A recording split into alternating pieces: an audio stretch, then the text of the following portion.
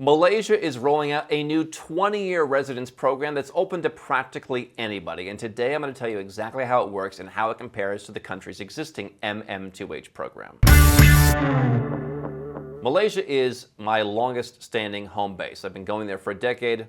Love the country, love the people. It's tax friendly, it's great weather. It is close to a lot of places that you would want to go in Asia, including if you're keeping your money next door in Singapore. And so now they've got a new premium program visa, which is going to compete with the MM2H and Sarawak MM2H programs, and I'm going to explain to you exactly how it works and who should consider getting it.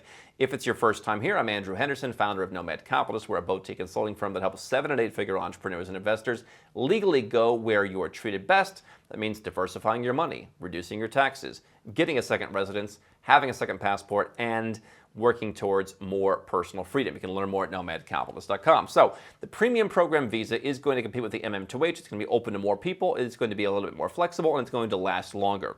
If you're not familiar with the MM2H, there are two programs. If you're a little bit older, there's a Sarawak MM2H, basically one of the two more independent states of Malaysia that are based on Borneo. If you're willing to put in a little bit of time there, you can get more flexible terms. For most folks, the MM2H is a 1 million ringgit term deposit in a Malaysian bank. It's about 225,000 US dollars, and so you're going to have exposure to the Malaysian ringgit on that amount. It's at a low right now against the dollar. You are going to earn the prevailing interest rate, and you're going to keep that money in as long as you want to be a resident. You're going to commit to spending 90 days per year there if you're a new MM2H approved resident, and so it is less interesting than, let's say, Thailand's programs next door that don't require any more than a day in the country every year. And so you're going to have to show that you have a little bit more wealth than what you're depositing. You're going to have to show that you have more than $9,000 per month in income, which is maybe the biggest thing that's going to stop people from getting the MM2H. And so if you're a highly successful person and you don't mind, diversifying some cash into the Malaysian banking system, I think the banks are pretty strong. Obviously the currency, has some ups and downs. So I think it's still applicable to 7- and 8-figure entrepreneurs who are willing to spend time there. And hey, if you spend your more than 6 months there, then you've got a free tax residence and you can potentially pay as little as zero. The premium program visa is going to be for somebody who wants to have more optionality. So the MM2H didn't used to force you to spend time there. And so if you're like me and you prefer Malaysia to Thailand, you prefer the more British culture to the more Asian culture, then this may be of interest to you. So what I look at Malaysia's new premium visa option is it's kind of like Saudi Arabia's PR, which doesn't get much press, but they charge $213,000 and you are a resident for life, basically, of Saudi Arabia. And so having the optionality of living in a tax-free country, if you believe in the country, if you think it's a place you want to go, people do that in Saudi Arabia, and Malaysia's kind of borrowing from that. So the new age limit at MM2H is 35 years old.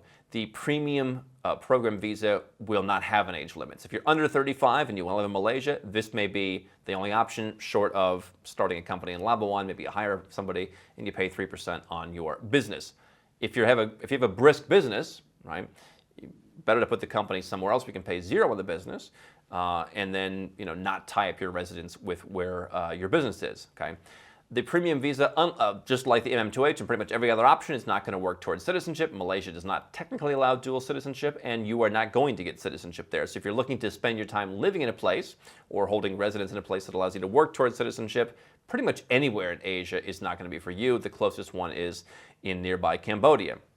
However, what the premium visa is going to do is longer term. So MM2H maxes out at 10 years. This is going to be a 20-year program. And so that's the longest Thai elite visa next door in Thailand. They have 5, 10, and 20-year Thai elites. You pay a fee. This could be a better deal if you're looking at the Thai elite where you just want the lightweight visa option and you have 20 years. What are they going to require? Some of the same things as the MM2H program, 1 million ringgit in the bank. However, they're not going to require that you demonstrate your liquid net worth. Having, I think it's 1.5 million ringgit, right? So 50% more than you put in the bank. I don't know who doesn't have 1.5 million ringgit when they're depositing one and somehow wants to pay the fees, the higher fees for this program. But okay, you don't have to prove your liquid net worth. You still need to prove 480,000 ringgit per year in income. It's about 110,000 US dollars.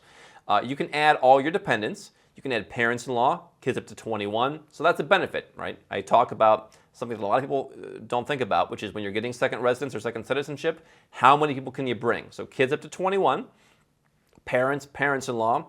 You can even, as is the case with the MM2H program, bring a maid. I recently looked into this. Can you bring a domestic worker? You have to be 25 or older, so my PA does not qualify for a little while, but you can bring a domestic worker, which is kind of cool. And you still have some of the older properties in Malaysia, older as in like 10 years or older, where you have these like maids' kitchens, maids' living area. I have that in my new place, and so I don't know if I would want my maid to live in such a small house, such a small little room. I would kind of feel embarrassed. But anyway, you can bring a maid from anywhere in the world. You will be required to get health insurance, which I can say is pretty easy. Quite frankly, you call up the company. It is really cost effective, by the way, and healthcare in Malaysia is very high quality.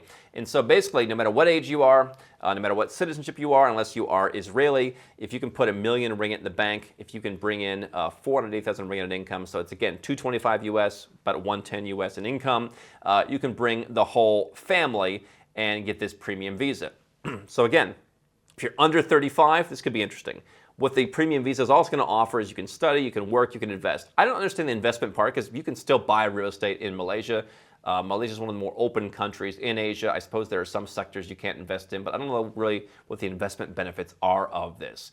It is a longer process buying because you do need to get foreigner consent, and I don't think this visa is going to solve that. So you can study and work are the benefits. On the MM2H, you're not really allowed to work in the local economy. Can you oversee a business somewhere else? Possibly. And the benefit is if you don't want to spend 90 days, this is something that you can keep in your back pocket. I'm a big fan of back pocket residences. If you can just park money in the bank, if you can park money in real estate, if you can park money in bonds, if you can start a business, if you can do whatever, right? Having more residence permits is helpful. Now you start to collect too many.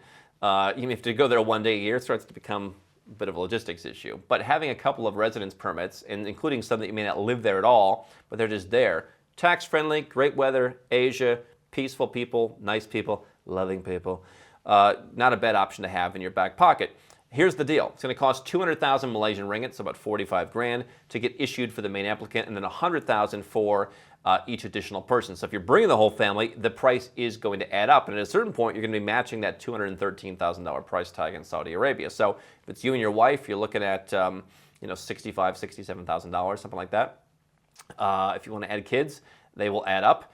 And so 20 years, not a bad deal. And you can look at that as, hey, if I'm able to do tax planning and I don't have any tax exposure here because of Malaysia's friendly territorial system, and I have the opportunity to send my kids to study if that's important, if I want to do something locally with working, I can do that, then, hey, that could be not a bad cost. I mean, for a husband and wife, $3,000 and change every year, paid up front, not the end of the world, but certainly not as competitive as the MM2H program, which is going to cost you just a couple of $1,000s for a couple, right? And so the difference is 20 years versus 10 years. Are most people thinking that long in advance when there's no citizenship possible? I'm not really sure that they are. And so what I look at this is, I've always thought Malaysia's an open country. During the pandemic, a lot of expats left, and so some of the people who were still there would say, oh, it's changed, the people don't want us anymore. I haven't found that to be the case. I think there's some of the most open people in the world. Certainly, Asia, in response to the pandemic, did exactly what someone who's lived in Asia would have anticipated. They were more guarded.